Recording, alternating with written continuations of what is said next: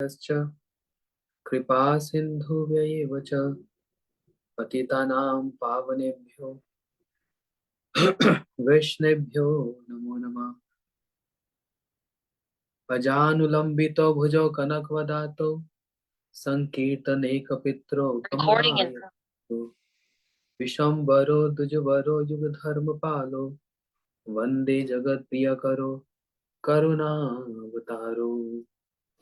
हे कृष्ण करुणा सिंधु दीनबंधु जगतपते गोपेश गोपीकांत राधाकांत नमोस्तुते।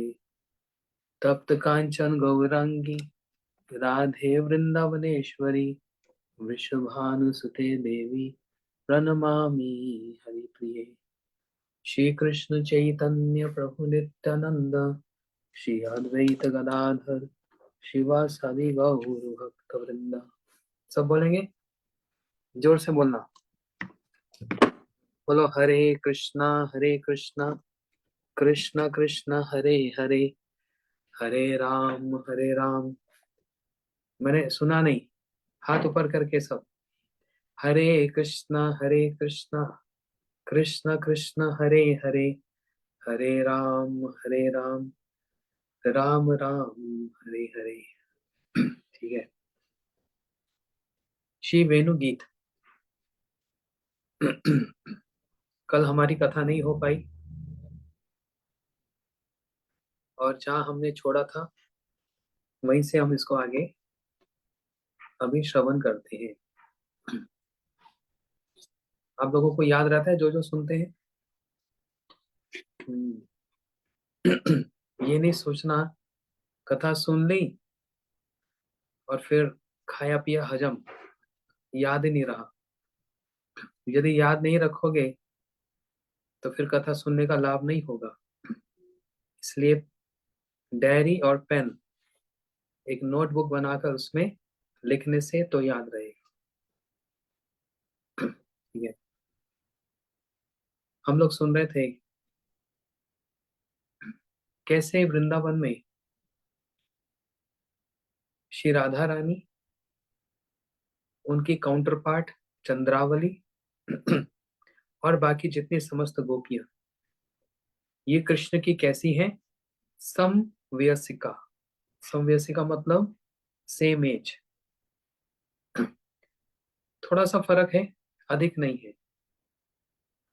ये बचपन से ही कृष्ण के साथ बिना भेदभाव के स्वच्छंद रूप से खेलती कूदती थी। जब कृष्ण गोपाल, छोटे से बालक, तो जैसे कृष्ण का नाम गोपाल ऐसे राधा जी का नाम है गोपाली। गोपाल और गोपाली। जब वो छोटे थे तो जैसे बच्चे खेलते हैं ऐसे खेलते कूदते थे।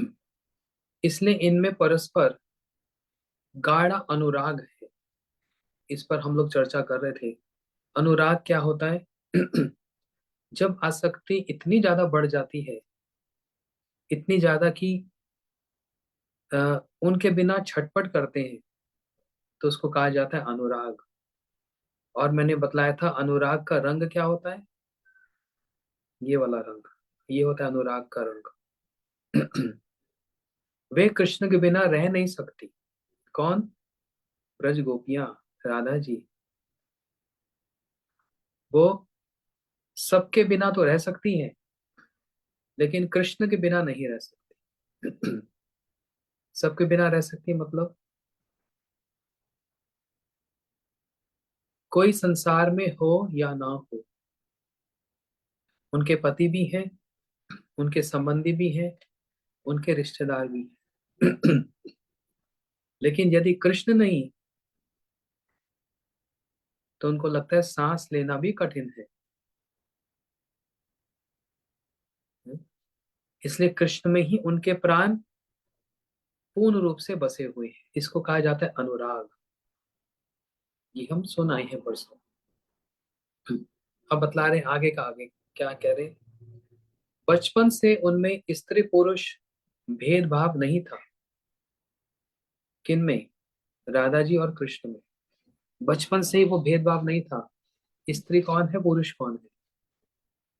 किंतु जैसे ही वयोवृद्धि, वयोवृद्धि मतलब थोड़ी सी एज बढ़ी, उसके साथ साथ ही मिलने में लज्जा, संकोच ये प्रकट होने लगे।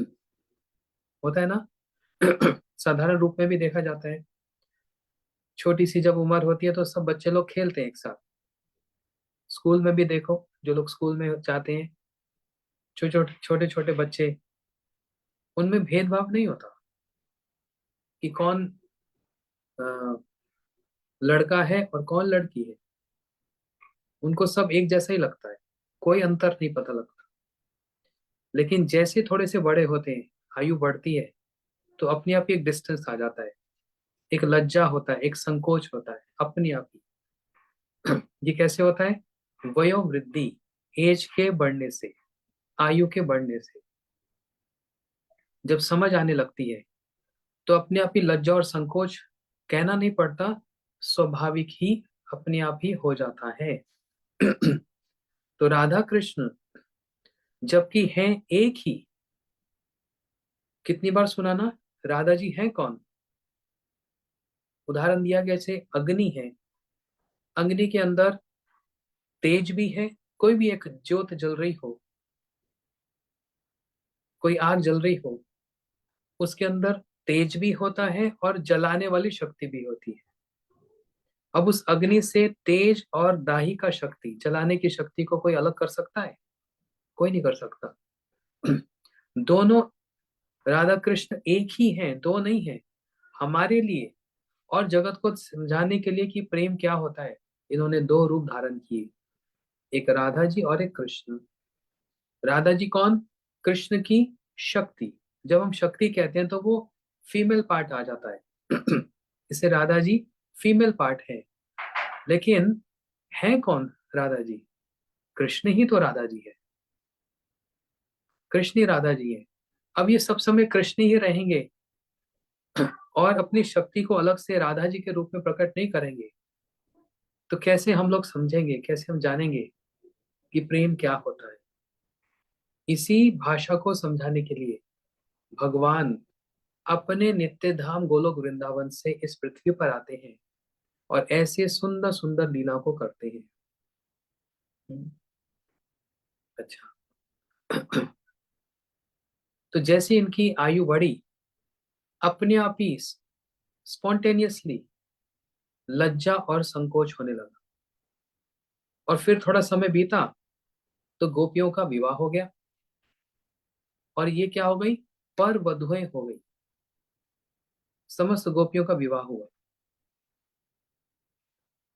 और ये क्या हो गई? पर वधु। पर वधु मतलब, वधु का मतलब होता है दुल्हन, साधारण भाषा में। वधु बोलते हैं ना, ये घर की वधु है, ये घर की बहू है। तो किसकी बहू? जो घर का लड़का होगा, जो घर का बालक होगा, ये उसकी दुल्हन है। लेकिन एक शब्द है पर वधु, मतलब किसी और की बहू हो गई है, किसी और की दुल्हन हो गई है। लेकिन प्रेम किससे है? कृष्ण से है।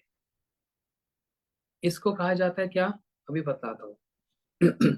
ये कथा जो मैं सुना रहा हूं, हम इसका आस्वादन तो कर रहे हैं, वेणु गीत का, लेकिन इसकी जो भाषा है, जो एक एक शब्द है, वो जो नए भक्त हैं, जो कथा भी आरंभ की है सुनने के लिए, उनको समझ आ जाए, इसलिए थोड़ा इसको सिंपल करके भी समझाने का कोशिश कर रहा हूँ। तो ये सारी जितनी गोपियां सब पर वधुएं हो गई, कृष्ण भी उनके लिए पर पुरुष हो गए। पुरुष कौन होता है? जो मेरा कोई पति होगा, वो होगा मेरा पुरुष, मेरा पति। लेकिन कृष्ण क्या हो गए इन सबके? पर पुरुष हो गए। समझ आ रही बात? पर पुरुष मतलब विवाह किसी और से हो गया, लेकिन प्रेम किससे रहा? कृष्ण से ही रहा। वो प्रेम जो अ, बालक अवस्था से ही चल रहा था। इसके लिए एक शब्द है जिसको कहते हैं परकीया भाव। जो लोग नोट्स बना रहे हैं उनके लिए, जब विवाह हो जाए, उसके जो टर्म है, उसका जो लेवल है, उसको कहते हैं स्वकीय भाव। स्व, मेरा, है ना, शब्द से पता लगता है ना, स्वकीय। स्वकीय मतलब मेरे, मेरे पति। लेकिन जहां पर प्रेम तो है, विवाह किसी और से हो गया, तो उसको कहा जाता है पर किया। तो गोपियों का, राधा जी का विवाह किनसे हुआ? अलग अलग गोपों से हुआ। राधा जी के पति का नाम क्या? हम्म? अभिमन्यु। ये अभिमन्यु वो महाभारत वाले अभिमन्यु नहीं, वो एक अलग है। ये अभिमन्यु एक गोप है वृंदावन की, जिनसे राधा जी का विवाह हुआ। तो गुरु जी हमारे एक बड़ी सुंदर मजेदार कथा सुनाते थे, और ये शास्त्र की बात है, गुरु जी ने जो कहा तो ऐसे नहीं कहा। लेकिन जिस दिन जिस दिन राधा जी का कृष्ण के साथ विवाह हुआ, अभिमन्यु के साथ विवाह हुआ, और मंडप पर बैठे हैं ना, मंडप समझते हैं, जहां पर अग्नि जलती है और फेरे लेंगे, उसी समय कृष्ण, जो अभिमन्यु के कजन लगते हैं, समझ रहे हैं, कृष्ण आकर अभिमन्यु की गोद में बैठ गए विवाह मंडप में। जब गोद में बैठे तो क्या हुआ? अभिमन्यु का जितना, बड़े हंसे की बात है, उसका जितना पुरुषार्थ था, पुरुषार्थ समझते हैं, उसका जो मैनली नेचर, कृष्ण ने उनको एब्जॉर्ब कर लिया, सब ले लिया। तो अब अभिमन्यु है तो पुरुष, लेकिन पुरुष नहीं रहे, क्योंकि उनके अंदर वो शक्ति ही नहीं रही। कृष्ण ने उनको सब ले लिया, उनका पुरुषार्थ ही ले लिया, द मैनली क्वालिटीज, वो सब ले लिया कृष्ण ने।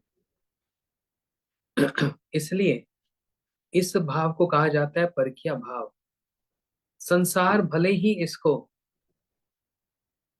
अ, घृणित दृष्टि से देखता है, बोलते हैं ये क्या आप लोग किसकी पूजा करते हो, ये कौन सा ऐसा भगवान है? अरे अपनी विवाहिता जो है उससे प्रेम करे ना, किसी और की विवाहिता के साथ प्रेम क्यों करते हैं? ये जितनी भी गोपियां, ललिता, विशाखा, तुंग विद्या, ये जितनी भी गोपियां, इन सबका विवाह किससे हुआ? किसी और से हुआ, लेकिन प्रेम किससे है? कृष्ण से है कि नहीं? अच्छा, दूसरा फिर एक प्रश्न उठता है, जो मंजरियां हैं, मंजरियां कौन होती हैं? राधा जी की जो सेविका है, उनको कहा जाता है मंजरी। जो राधा जी की सखियां हैं उनको कहा जाता है गोपियां या फिर सखियां। लेकिन जो राधा जी की सेविका है, जो उनके चरणों को दबाती हैं, उनका श्रृंगार करती हैं, इनको कहा जाता है मंजरी। ये मंजरियां जो हैं, इनकी जो आयु है, एज, वो कभी 12 साल से ज्यादा बढ़ती नहीं है। 12, 12.5 साल की एज। इतनी छोटी सी रहती है। आप लोग वृंदावन गए, वृंदावन में एक है निधिवन। निधिवन में क्या होता है? ये कृष्ण, राधा कृष्ण का पर्सनल क्वार्टर, मतलब जैसे उनका अपना पर्सनल रूम, जहाँ पर राधा कृष्ण की बड़ी सुंदर अंतरंग लीला होती है, इंटीमेट लीला जहाँ पर होती है। वहां पर राधा जी की सखियों का प्रवेश नहीं है, क्योंकि राधा जी की फ्रेंड्स है ना, उनकी सखियां है ना। तो यदि राधा कृष्ण वहां पर एक दूसरे को श्रृंगार कर रहे हैं या मीठी कोई बात कर रहे हैं, तो राधा जी की कोई सखी अगर अंदर आ जाए, तो क्या हो जाता है? एकदम संकोच हो जाता है, हेजिटेशन हो जाता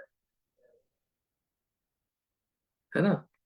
आपकी कोई बहुत इंटीमेट बात हो रही हो, बहुत इंटीमेट कुछ सेवा हो रही हो, और कोई बीच में आ जाए तो कैसे होता है? एकदम संकोच हो जाता है, हेजिटेशन होता है। लेकिन ये जो मंजरियां हैं, जो सेविका है राधा जी की, ये बिना किसी संकोच के राधा कृष्ण एक साथ कुछ विहार कर रहे हैं, बात कर रहे हैं, ये मंजरियां घूमती रहती हैं, इनको संकोच नहीं होता। राधा कृष्ण को संकोच नहीं होता, क्यों? ये छोटी आयु की है ना, ये क्या समझेंगी, बच्चे हैं तो। लेकिन आयु छोटी है तो अलग बात है। लेकिन जो राधा जी को आनंद की प्राप्ति हो रही है, वही का वही आनंद इन मंजरियों को भी प्राप्त हो जाता है। कैसे प्राप्त हो जाता है? एक वर्ड है, इसको बोलते हैं तदात्म्य। तदात्म्य मीन्स वननेस। जैसे एक लोहा लेते हैं, उसको 5 घंटे तक आग में डालो। अब वो जो लोहा, जो आयरन बार है, लोहा जो, उसके अंदर भी आग वाले गुण अपने आप आ जाएंगे। क्यों? उस आग के अंदर रहा ना 5 घंटे तक। मान लो 10 घंटे। अच्छा, 10 घंटे भी कम लगते हैं किसी को, बोलो 15 घंटे, वो भी कम लगते हैं, बोलो 24 घंटे तक। वो लोहा आग में रहेगा तो आग वाले गुण भी लोहे के अंदर आ जाएंगे, अब वो लोहा भी आग का ही काम करेगा। तो ये जो ट्रांजिशन हुआ है आग का और लोहे का, इसको कहा जाता है तदात्म्य, मीन्स वननेस। ये जितनी भी दासियां हैं राधा जी की,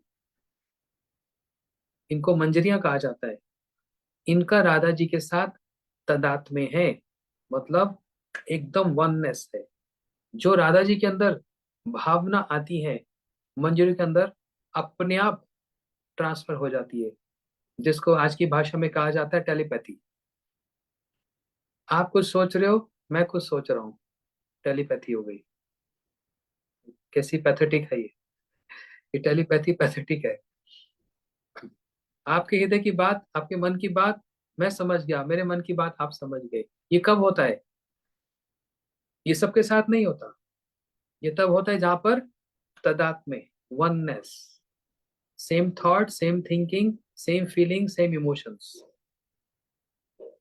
राधा जी के अंदर भावना है कृष्ण की सेवा करने की, तो मंजरी के अंदर भी वही भावना है राधा कृष्ण की सेवा करने की। ठीक है, इसको कहा जाता है तदात्म्य। तो मंजरियों का कृष्ण के साथ है तदात्म्य। अब इन मंजरियों में सबसे हेड कौन है? इनकी हेड जो लीडर, वो है रूप मंजरी। रूप मंजरी। इसलिए मैं ये प्रश्न करता हूँ, अनेक बार इस क्वेश्चंस को मैंने रेस किया। जिसको आंसर आता होगा हाथ खड़े करना, बस। क्या रूप मंजरी का विवाह हुआ? 12 साढ़े 12 साल की है, राधा जी की सेवा करती है। क्या रूप मंजरी का विवाह हुआ है क्या नहीं हुआ? यदि हुआ है तो हाथ खड़े करो, मैं देखता हूँ स्क्रीन पर। अच्छा, राधा सुंदरी को पता है, जयश्री को पता है। अच्छा, और किसको पता है? अच्छा, कालरा जी को भी पता है, राधिका को भी पता है, माया माता को पता है। ये बहुत सारे भक्त, ये बहुत पुराने कथा सुनते आए ना, देखो जो जो कथा सुनता है सबको पता है। रूप मंजरी का विवाह हुआ, कैसे पता लगा? अब ये थोड़ा सा कहने में संकोच होता है, लेकिन बार बार ये प्रसंग आ जाता है, क्या करूं। एक सखी आकर रूपमंजरी से पूछती है, हे रूपमंजरी, तुम्हारे पति तो कहीं बाहर गए हुए हैं, यहाँ नहीं है। नहीं नहीं, तो सखी आकर बोलती है, रूपमंजरी, तुम्हारे होठ पर एक कट का निशान है, और तुम्हारे पति तो इस समय यहाँ नहीं है, तो बाहर गए हुए हैं। तुम्हारे होठ पर फिर ये कट का निशान कहाँ से आ गया? है ना, थोड़ा सा अ,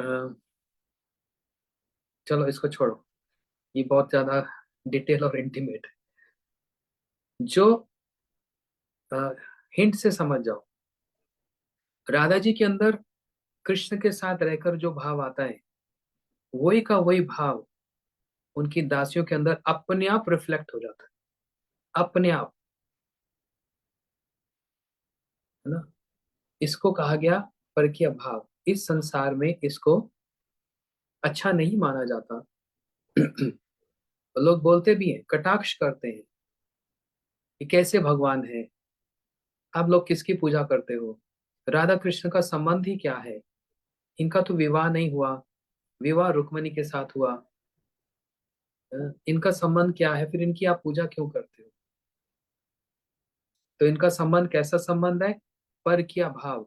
जिसको इस संसार में अच्छा नहीं माना जाता, आध्यात्मिक जगत में, स्पिरिचुअल वर्ल्ड में वो टॉप मोस्ट है, और सब उसकी पूजा करते हैं, सब उसको रिस्पेक्ट देते हैं, सब उसकी आराधना करते हैं। ये बड़ा श्रेष्ठ भाव है। लेकिन ये समझेगा कौन, जो बार बार कथा सुनेगा और फिलॉसफी को, सिद्धांत को समझेगा, तब ये दिमाग में, खोपड़ी में ये बात आएगी। नहीं तो कभी भी ये बात समझ नहीं, कभी भी। इसी संबंध में एक कथा याद आ गई, बड़ी मजेदार कथा है, गुरुदेव सुनाया करते थे। कृष्ण ने वेणु बजाई, सारी गोपियां दौड़ी दौड़ी आई। समझो ध्यान से, यह है रास लीला। जो गोपी जो भी काम कर रही थी घर का, सारा काम छोड़कर कृष्ण के पास दौड़ी दौड़ी आई। क्या काम कर रही थी, कुछ घर की सफाई कर रही थी। ये श्लोक है,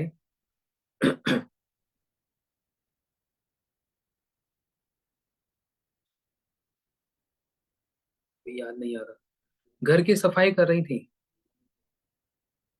तो सफाई, वो काम छोड़कर कृष्ण के पास दौड़ी दौड़ी आई। एक गोपी अपने पति की सेवा कर रही थी, उस सेवा को छोड़कर आई। एक गोपी गाय का दूध दोहन कर रही थी, दूध निकाल रही थी, उस सेवा को छोड़ दिया। और एक गोपी अपने बच्चे को सुला रही थी, बच्चे की सेवा को छोड़ दिया। जो जो काम कर रही थी सब काम छोड़ दिए, और श्रृंगार करना छोड़ दिया। एक अभी बस श्रृंगार ही कर रही थी, क्योंकि रात्रि का समय श्रृंगार चल रहा था। कान का एक कुंडल पहना, और जैसे जैसे ही मोमेंट वो वेणु की ध्वनि कान में गई, उसी समय सब दौड़ी दौड़ी गई। अब एक कान में कुंडल, दूसरे कान में नहीं, एक हाथ में चूड़ी, दूसरे हाथ में नहीं। अच्छा, चरणों में, पैरों में नूपुर पहनी जाती है ना, उसको गले में लगा लिया, जैसे नेकलेस हो गया। और गले का नेकलेस वो पैरों में बांध लिया, एकदम पागल सी हो गई। क्यों? गुरुजी समझाते थे, अगर आप एक पर्स लेके जा रहे हो और एक चोर ने आपके सामने से वो पर्स खींच कर, जिसके अंदर पैसे हैं, आपके आईडीज हैं, पासपोर्ट, सब कुछ है, सारे वैल्यूएबल्स उसमें है, वो चोर आपके सामने उसको लेके भाग रहा है, तो आप क्या करोगे, खड़े रहोगे, क्या करोगे? उसके पीछे भागेंगे, क्योंकि आपकी संपत्ति को वो लेकर भाग रहा है। गोपियों के हृदय में क्या संपत्ति है? लज्जा, प्रेम। और वो कृष्ण की वेणु की ध्वनि, वो जो वेणु गीत है, वो उनके कानों में जैसे ही गया, वो एक चोर का काम किया। गोपियों के हृदय में जो प्रेम था, उस प्रेम की चोरी करके वो वेणु ध्वनि गा रही है, चोरी करके। अब नेचुरली चोर अगर आपके सामने कुछ लेके भागेगा, तो आप क्या करोगे? आप भी भागे भागे जाएंगे, अपनी संपत्ति को वापस लेके जाएंगे। कृष्ण क्या चाह रहे हैं, गोपियों के हृदय में जो प्रेम है, मैं उसकी चोरी कर लूं। अब चोरी करने के लिए चोरों का जो सरदार होता है, लीडर, वो अपने अपॉइंटेड चोर को भेजता है। तो कृष्ण ने वंशी वेणु की ध्वनि को चोर बनाकर भेजा, और गोपियों के हृदय में जो प्रेम था, उस प्रेम की चोरी करके वो जो गया, सारी गोपियां दौड़ी दौड़ी गई। हाय मेरी संपत्ति, हाय मेरी संपत्ति। क्या संपत्ति? वो प्रेम जो मेरे हृदय में है, कहीं कृष्ण जान ना ले।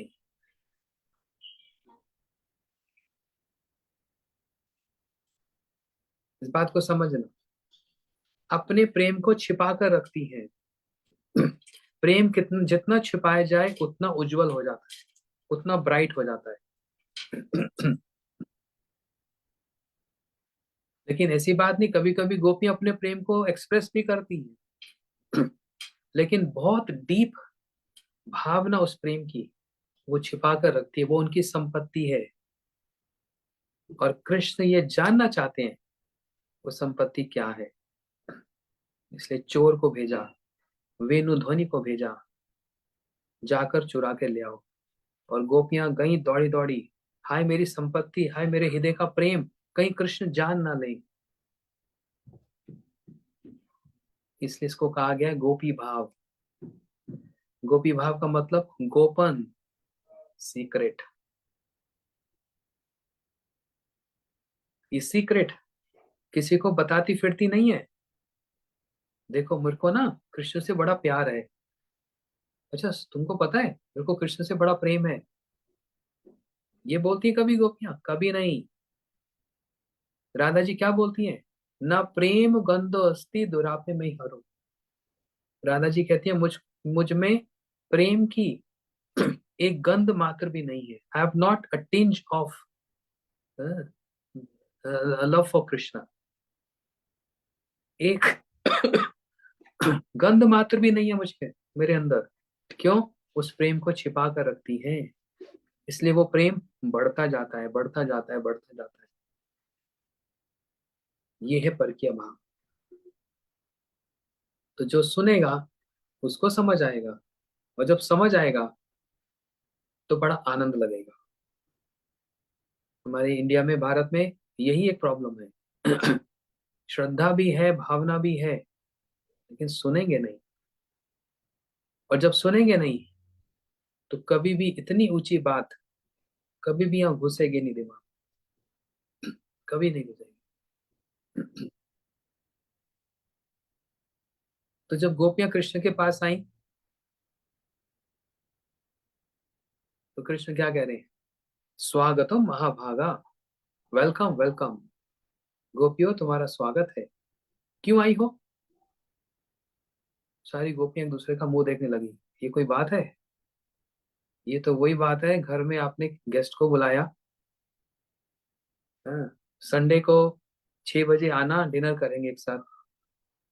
आप संडे को 6 बजे पहुंच गए, डोर बेल बजाई, और गेट पे खड़े होकर, ओ आप आए, वेलकम। अच्छा, कैसे आना हुआ? कैसा लगेगा ना, अटपटा लगता है ना। गोपियों को भी अटपटा लगा। वंशी बजाकर, वेणु बजाकर हमको इनवाइट किया जमुना जी के तट पर, रात्रि वेला में हमको निमंत्रण दिया। हम सब छोड़कर आ गई, और जब आ गई तो पूछते हैं किस लिए आई? गोपियां भी कम नहीं। कृष्ण शेर तो गोपियां सवा शेर। गोपियां कहने लगी, हाँ ये वृंदावन है, हम आई हैं वृंदावन की शोभा देखने आई, देखो कितने सुंदर वृक्ष हैं। कृष्ण कहने लगे, वृंदावन की शोभा तो घर से भी देखी जा सकती, यहाँ आने की क्या जरूरत है? बड़ी नोक झोंक चल रही है। इस नोक झोंक को कहा जाता है लड़ाई नहीं। इसको कहा जाता है प्रेम कलह, प्रेम का झगड़ा। प्रेम कम नहीं हो रहा, लेकिन नोक झोंक हो रही है। और इसी नोक झोंक में दोनों रस का स्वादन कर रहे हैं, और दोनों के अंदर प्रेम बढ़ रहा है। लड़ाई हो तो ऐसी हो, ऐसी लड़ाई नहीं कि बस मैं तेरा मुंह नहीं देखता, मैं तेरा मुंह नहीं देखती। ये प्रेम नहीं। लड़ाई में, हाँ, ये लड़ाई नहीं, ये प्रेम कलह, प्रेम का कलह है। गोपियां कहने लगी, हमारा वृंदावन, आपको इससे क्या मतलब? हम तो चंद्र देखने आई है, चंद्र की शोभा देखने आई है। कृष्ण कहने लगे, देखो चंद्र की शोभा तो घर की छत से भी देखी जा सकती है, वहीं से देख लेती, यहाँ क्यों आई? गोपियों ने कहा, इससे आपको क्या मतलब? हम जमुना जी की लहरें देखने आई हैं। अब कृष्ण ये नहीं कह सकते जमुना जी की लहरें घर से भी देख सकते हो, वो तो वहीं आना पड़ेगा। तो वहीं पर कृष्ण अब मुंह बंद हो गया। सोचते हैं मैं बहुत, कृष्ण सोचते हैं मेरे जैसा कोई है नहीं, उनको ये नहीं पता गोपियां ऐसा जवाब देंगी, ऐसा उत्तर देंगी कि बस कृष्ण का मुंह बंद हो जाए। बोलते हम तो जमुना जी की लहरें देखने आई है। तो गोपियों ने कहा आप चाहते क्या, बोलना क्या चाहते हो, स्पष्ट बोलो। कृष्ण कहने लगे रात्रि का समय है, ये वन है, जंगल है, यहाँ पर हिंसक पशु, फिरोशियस एनिमल्स, ये यहाँ पर होते हैं। तुम लोगों को डर नहीं लगता? और देखो तुम्हारे पति, तुम्हारे भाई ढूंढते ढूंढते यहाँ आ गए तो। ये कृष्ण कह रहे हैं। ये ऊपर से कह रहे हैं, है ना। एक होता है ऊपर से कहना और एक होता है अंदर से कहना। दोनों में बहुत अंतर है। ऊपर से तो ये कह दिया, और अंदर से कृष्ण क्या कहना चाहते हैं जानते हो? गोपियों ये वृंदावन सुरक्षित है, यहाँ पर कोई हिंसक पशु है ही नहीं। यहाँ तो खरगोश, हिरन, तोता, मैना, मयूर, ये कोई हिंसक थोड़ा है। आप जंगल में जाओ और खरगोश घूम रहा हो, रैबिट, आपको डर लगेगा? रैबिट से डर लगता है किसी को? हिरन इतना पोलाइट, इतना सोबर, बेचारा ऐसे दिखता है हिरन। यहाँ अमेरिका में तो जैसे हमारी इंडिया में गायें घूम रही होती हैं गलियों में, यहाँ हिरन ही हिरन है चारों तरफ। सड़कों पे, किनारे पे, सब जगह हिरन घूम रहे होते हैं। 100 150 बच्चों के साथ, पूरी फैमिली। अकेले नहीं आता हिरन, हमेशा अपनी फैमिली के साथ है। Very family oriented स्पीसी of. बड़े फैमिली ओरिएंटेड है। पूरे बंच के बंच आते हैं, और देखने में इतना सुंदर लगता है। इतना शर्मीला पशु हिरन, ना बेचारे की आवाज है। कभी हिरन की आवाज सुनी? अरे गाय तो फिर भी हाँ ऐसे करती है। हिरन तो बेचारा एकदम शांत, बिल्कुल मेरी तरह है, एकदम सीधा साधा, इनोसेंट, शांत। इसलिए मेरे को हिरन बड़ा पसंद है। Same nature. तो जैसे हिरन के पास जाओ, हिरन भाग जाता है, बड़ा शर्मिला है। हाँ, ऐसे ही कृष्ण गोपियों से कह रहे हैं, ये वन सुरक्षित है, ये अंदर से सोच रहे हैं। ये वन सुरक्षित है, यहाँ पर खरगोश, हिरन ऐसे पशु हैं, इसलिए डरने की आवश्यकता नहीं है। अच्छा, पतियों की और भाइयों की बात कर रहे हो, कोई चिंता की आवश्यकता नहीं, उनको पता भी नहीं लगेगा तुम यहाँ पर आई हो। ऊपर से कह रहे हैं गोपियों लौट जाओ, और भीतर से क्या कह रहे हैं? जाना नहीं, यहीं पर ही रुक जाओ, डोंट गो। ऊपर से कह रहे हैं अच्छा जाओ, अंदर से बोल रहे हैं मत जाओ। अब ये भाषा कौन समझेगा? गोपियां समझेंगी, और कोई नहीं समझेगा। नहीं तो ऊपर से कोई कहेगा देखो भगवान ने आदेश दिया है, जो आदेश दिया पालन करना पड़ेगा, नहीं तो अपराध लगेगा। कुछ ऐसे आदेश होते हैं जहां पर नहीं मानने से अपराध नहीं होता, बल्कि और सम्मान हो जाता है। समझते हैं? जैसे गुरुजी जो प्रसाद पाते थे, तो गुरुजी को पकौड़ा खाना भी अच्छा लगता है, मीठा खाना भी अच्छा लगता है, पूड़ी, खास करके विशेष करके एक दाल पूड़ी होती है। चने की दाल को रात को भिगो कर रखो, फिर सुबह उसको आटे के अंदर मल के डीप फ्राई, गुरुजी को बड़ी प्यारी लगती थी। सिर्फ एक एग्जांपल दे रहा हूँ समझाने के लिए। अब वो गुरुजी के सामने तो छोड़ेंगे, लेकिन एक लिया, दो लिया, गुरुजी का फिर प्लेट से ही उस पूड़ी को हटा दिया गया। अब बिगड़ रहे हैं? बिना मेरी आज्ञा के, परमिशन के, तुम्हारा साहस कैसे हुआ मेरी प्लेट को छूने का? डांट रहे हैं, बिगड़ रहे हैं। लेकिन जो सेवक है, उसका गुरुजी के प्रति ममता है, गुरु जी से प्रेम है। वो जानता है अच्छे से सेवक कि अगर ये खा लेंगे इनका पेट खराब हो जाएगा, इनको डाइजेस्ट नहीं होगा। तो सेवक को गुरु जी को क्या अच्छा लग रहा है उससे मतलब नहीं है। गुरु जी के लिए जो अच्छा है उससे मतलब है। ये है प्रेम।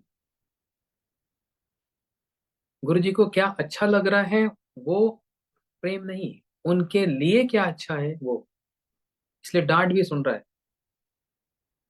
लेकिन गुरु जी अंदर से अच्छे से जानते हैं ये जो कर रहा है मेरे प्रेम के कारण कर रहा है। इसलिए प्रेम को छोड़कर और कोई बड़ी चीज है ही नहीं। इसकी बहुत डिटेलिंग है, इसकी बहुत डेप्थ है, इसकी बहुत सारी डायरेक्शंस हैं। और ये वाली भाषा किसी को समझ आ गई ना, तो क्या बोलते हैं, 2.5 अक्षर प्रेम का पढ़े सो पंडित है। 2.5 अक्षर का प्रेम है लेकिन सबको नचा देता है। भगवान को ही नचा दिया। इसलिए कहते हैं ना वृंदावन में कौन किसको नचा रहा है, कृष्ण नाच रहे हैं, राधा जी नाच रही हैं, गोपियां नाच रही हैं, लेकिन इन सबको नचाने वाला कौन है, एक ही है बस, वो 2.5 अक्षर प्रेम। वो इन सबको नचाता है और इन सबको नाचते हुए देखकर वो प्रेम स्वयं भी नाचने लग जाता है। अब तो कृष्ण एक बात कह दी गोपियों से, बड़ी गंभीर बात। ये बात पतियों के लिए तो बड़ी अच्छी होगी। जो पति इस कथा को सुन रहे होंगे ना, उनको तो बस कहेंगे आज तो मजा आ गया, महाराज क्या सुंदर बात कह दी। सुन लो सब पति। फिर बाद वाली बात भी जरूर सुनना। हाँ, पति हाथ जोड़ रहे हैं, धन्यवाद। कृष्ण गोपियों से कह रहे हैं, गोपियों सुनो, पति की सेवा सबसे बड़ी सेवा है। पति कैसा भी क्यों ना हो, दुशीलो दुर्भागो वृद्धो जड रोगो अधन अपीवा। ये कृष्ण ये कृष्ण के वचन है। पति कैसा भी क्यों ना हो, दुशील हो मतलब गंदे स्वभाव वाला हो। हाँ? गंदे स्वभाव वाला हो, दुर्भागा हो, कभी उसका भाग्य कभी लक उसकी कभी लगी ना हो, बेचारा जहां हाथ लगाता है वही स्वाहा हो जाता है, दुर्भागा है। वृद्धो, बूढ़ा है, बहुत जल्दी बूढ़ा हो गया या वैसे ही बूढ़ा है। दुशीलो दुर्भागो वृद्धो, जड़ उसको कोई रोग हो गया, बेचारे को टीबी हो गया, कैंसर हो गया, कुछ भी। अधन अपीबा, गरीब हो गया, बिजनेस में लॉस हो गया, ब्याह किया था तो बहुत पैसा था, उसके बाद सब चौपट हो गया, अब जीरो हो गया। या फिर वैसे ही गरीब है। कृष्ण कह रहे गोपियों, पति की सेवा सबसे बड़ी सेवा है। वो दुशील हो, दुर्भागा हो, रोगी हो, निर्धन हो, कैसा भी क्यों ना हो, इसलिए पति की सेवा छोड़नी नहीं चाहिए। जाओ लौट जाओ और जाकर अपने पतियों की सेवा करो। मैं यहाँ पर अकेला जमुना जी के किनारे, तुम सब यहाँ पर आई, अच्छा नहीं है। जाओ अपने पतियों की सेवा करो। कितना अच्छा उपदेश दिया ना। गोपियों ने कहा अच्छा, सोचती हैं, इस बारे में सोचती हैं। कृष्ण ने कहा नहीं, सोचना नहीं। अच्छा गोपियों, मैं तुमको एक कहानी सुनाता हूँ, इस कहानी से समझ जाना कैसे पति की सेवा कितनी बड़ी होती है। तो ये गुरुदेव सुनाते थे, बहुत पुरानी बात है, लगभग ईयर 2001 2002, मथुरा में। बड़ी अच्छी कथा, बड़ी सुंदर और शिक्षा देने वाली। तो कृष्ण अब ये गोपियों को कथा सुना रहे हैं, कहानी सुना रहे हैं, ध्यान से समझना।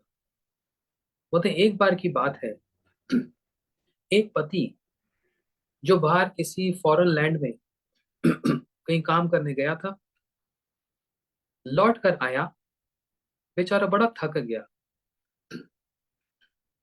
जब थक गया तो उसने भोजन किया, पत्नी ने अच्छे से बनाया, भोजन किया, और वहीं पत्नी के पास ही गोद में सिर रखकर सो गया। ये बैठी है और वो सो गया। उसी समय पत्नी ने अपने छोटा सा बच्चा, जो अभी चल भी नहीं पा रहा, क्रॉलिंग करता है, रेंगता है, छोटे से बच्चे को आग के पास जाते हुए देखा। एक चूल्हा जल रहा था, बच्चे को आग के पास जाते हुए देखा। अब ये मन ही मन में सोच रही है, बेटा रुक जा, आगे मत जाना, बेटा रुक जा। बोल भी नहीं रही। क्यों नहीं बोल रही? मेरे पति की नींद खराब ना हो जाए, थके हुए आए हैं। इनकी सेवा करना ही मेरा परम कर्तव्य है। लेकिन वो बच्चा चलते चलते चलते आग के पास पहुंच गया। अब ये सोच रही है, मेरा कर्तव्य क्या है?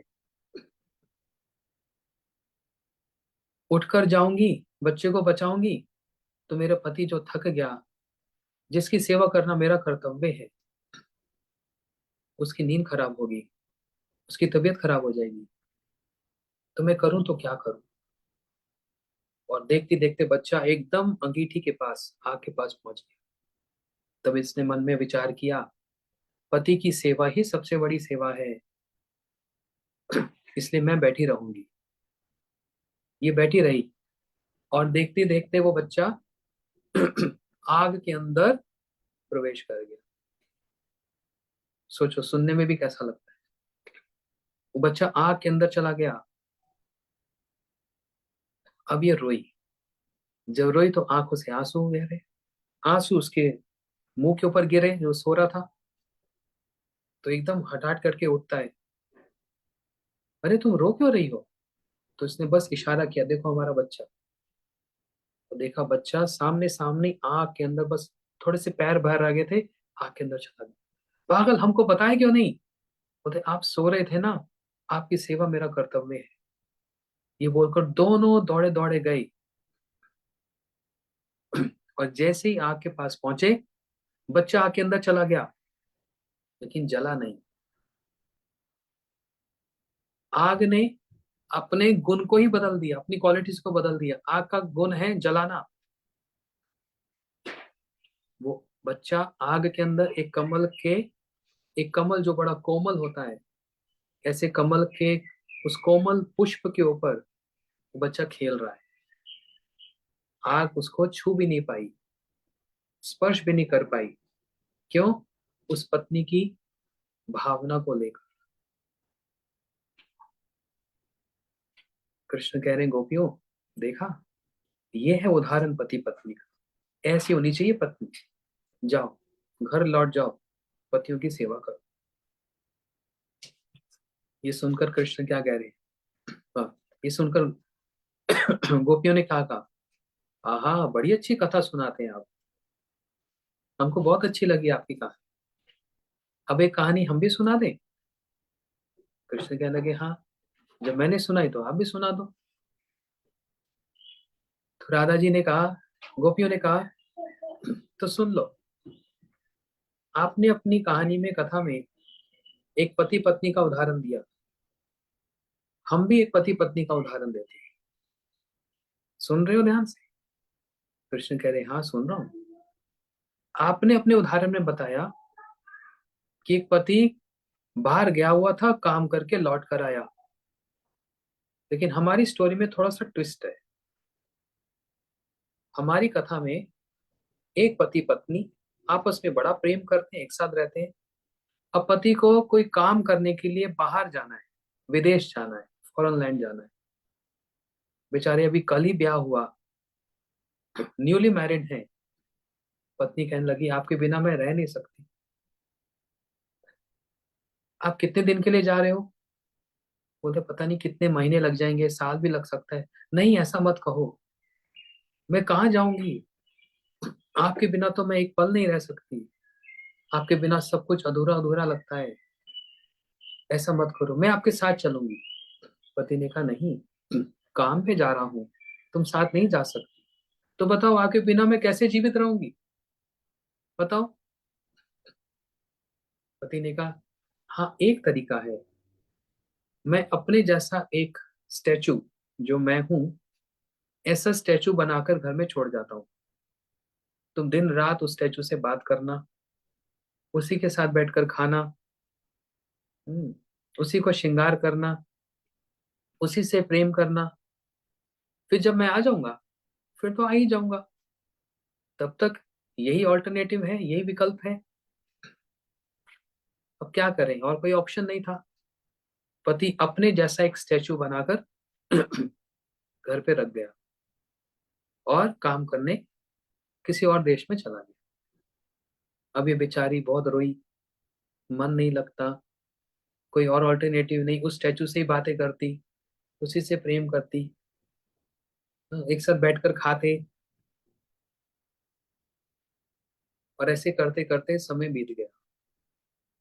जब समय बीता, कुछ दिन के बाद जब पति लौट कर आया, बाहर दरवाजा बजा रहा है, हेलो, दरवाजा खोलो। पत्नी बीच अंदर से बोलती है, आप कौन हो? अरे, मेरे को भूल गई, तेरा पति हूँ। बोलती, नहीं, आप कौन? झूठ है कोई, मेरा पति तो अंदर है, मेरे सामने देखो बैठा है।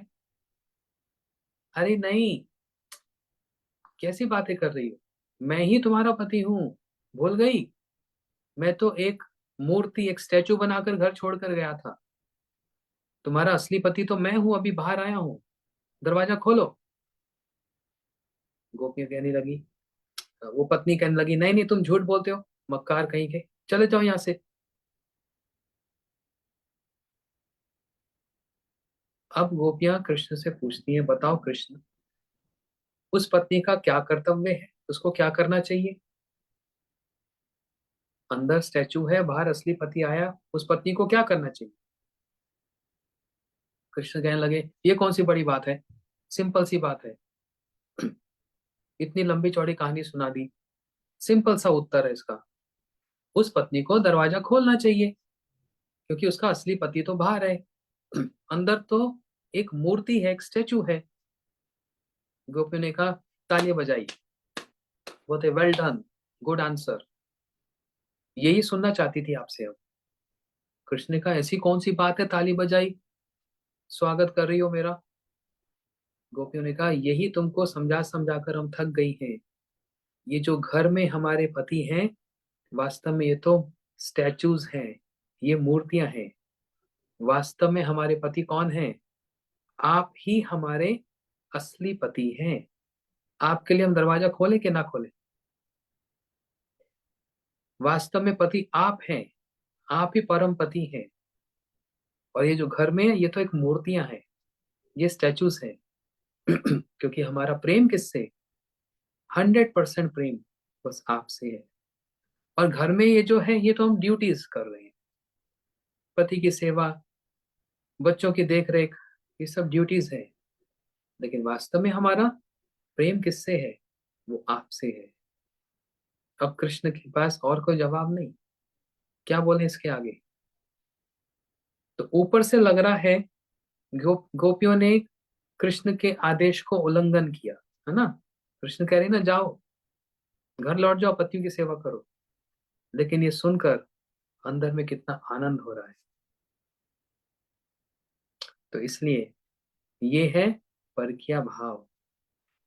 यही बात गुरु जी इस वेणुगीत में समझा रहे हैं हमको। कैसे ये जो पर वधुएं, ये गोपियां, अ, इनका विवाह कहीं और हो गया, कृष्ण से इनका विवाह नहीं हुआ, और ये अ, कृष्ण के लिए, कृष्ण इनके लिए पर पुरुष हो गए। पर पुरुष का इंग्लिश शब्द क्या? पैरामर। पैरामर, कृष्ण भी उनके लिए पर पुरुष हो गए। अच्छा, अब किशोर अवस्था में परस्पर प्रेम विद्धि होने पर भी स्वच्छंद रूप से परस्पर मिलना मिलना दुर्लभ हो गया। अब एक तरफ गोपियां भी बड़ी हुई, एक तरफ कृष्ण बड़े हुए, अब टीनेजर हो गए, गोपियों का विवाह भी हो चुका, कृष्ण का विवाह नहीं हुआ। कृष्ण का विवाह नहीं हुआ वृंदावन में, वो तो द्वारका में हुआ। लेकिन गोपियों का सबका विवाह हो गया। अच्छा, ये सब कौन करा रहा है, इतना सब ट्विस्ट कौन करवा रहा है? भगवान की अपनी इच्छा से ही उनकी योग माया शक्ति ये सब करा रही है। क्यों?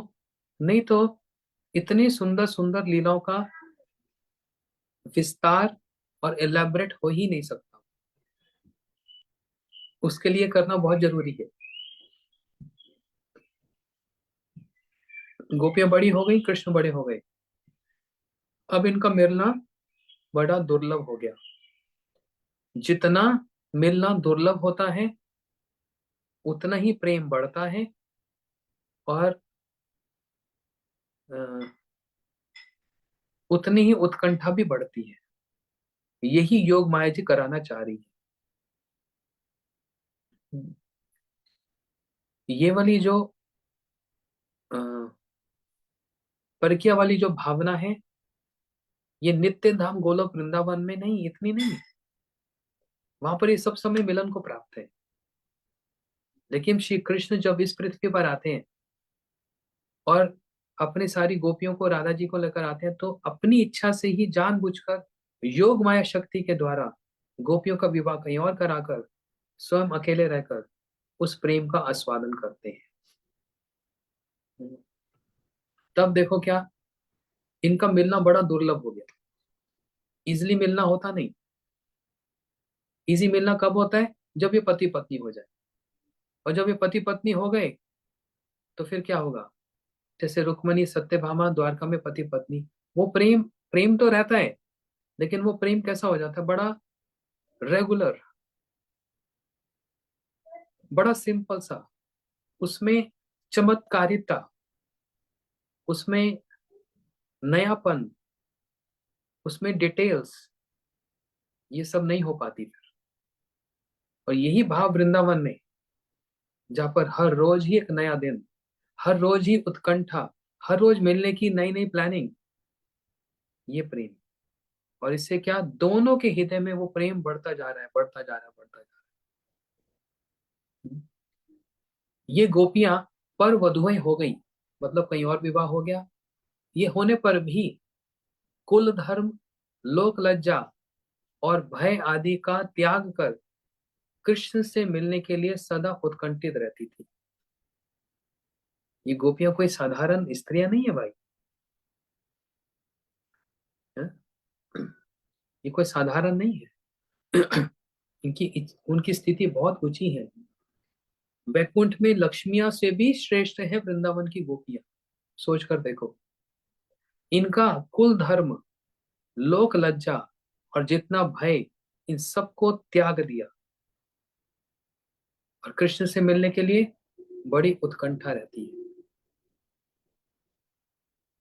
इसका मतलब क्या?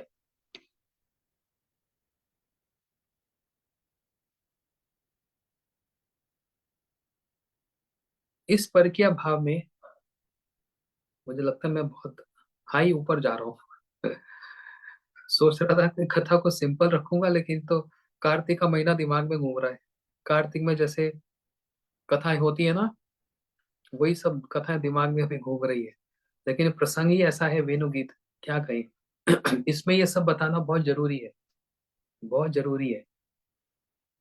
नहीं तो ये फिलॉसफी अगर समझ नहीं आएगी, फाउंडेशन जब स्ट्रांग नहीं होगी, फिर तो ऐसे लगेगा कृष्ण एक लड़के हैं, राधा जी एक लड़की है, और जैसे इनका प्रेम होता है ऐसे ही प्रेम,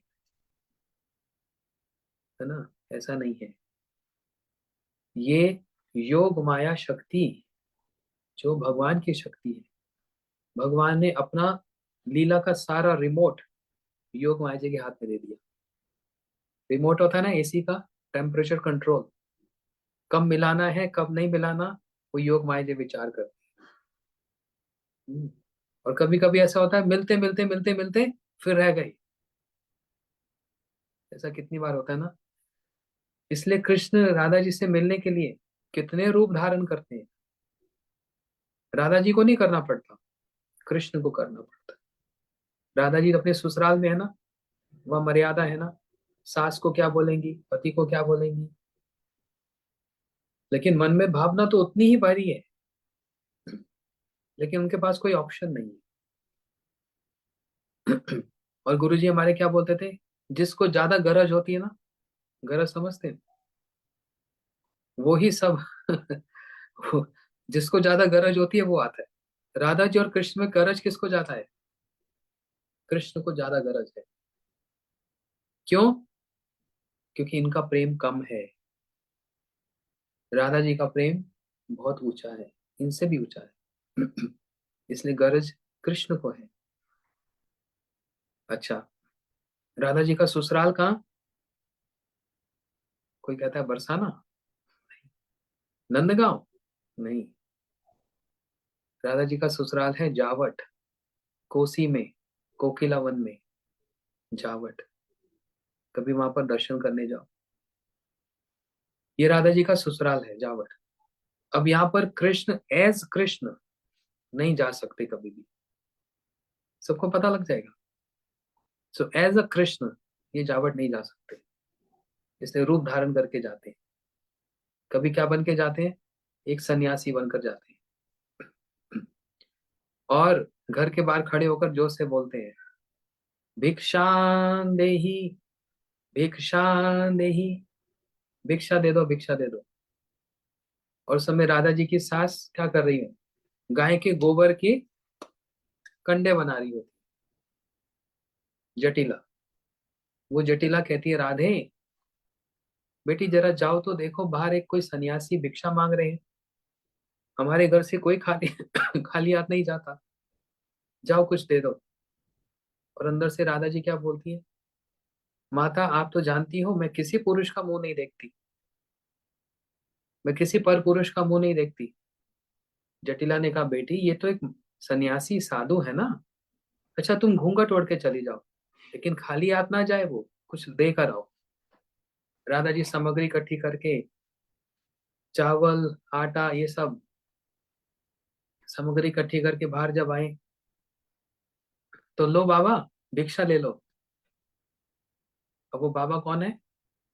कृष्ण है। तो कृष्ण देखा राधा जी ने घूंघट ले रखा है। अब कृष्ण को देखना क्या है? राधा जी के सुंदर मुखमंडल का, राधा जी के नेत्रों को देखना है। क्यों देखना है राधा जी के नेत्रों को? उन नेत्रों में कितना प्रेम है, ये देखना है। तो कृष्ण कह रहे हैं, मेरे को ये वाली भिक्षा नहीं चाहिए। तो राधा जी ने कहा, फिर कौन सी भिक्षा चाहिए? बोलते, आपका आपका जो मान है ना, मेरे लिए जो आप रूठ गई मान है, उसकी भिक्षा दे दो। अब राधा जी समझ गई, ये कोई बाबा बाबा नहीं है, ये तो प्यारे श्याम सुंदर आए।